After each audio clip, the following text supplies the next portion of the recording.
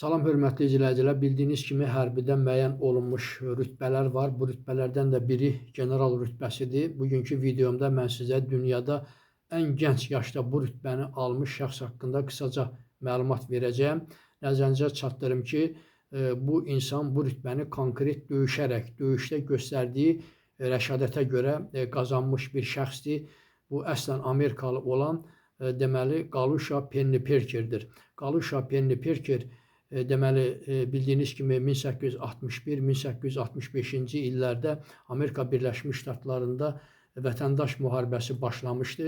Məhz bu şəxs 16 yaşında bu deməli müharibəyə qoşulur. Pensilvaniyadan deməli konfederativlərə qarşı döyüşdə iştirak edir. 19 yaşında göstərdiyi igidliyə görə artıq deməli o mayor rütbəsinə layiq görülmüşdü. Öz alayı ilə bu döyüşdə deməli çətin duruma düşür, mühasirəyə düşür. Öz alayını belə bir çətin vəziyyətdə rəşadətlə, itkisiz mühasirədən çıxardıqdan sonra deməli ona şərəf ordeni verilməklə bərabər general rütbəsi verilir. Bu vaxt onun deməli 20 yaşı var idi.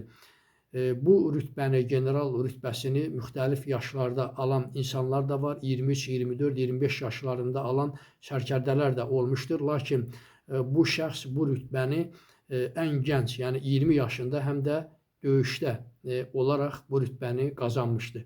Çox sağ olun, kanalıma abunə olmağı unutmayın.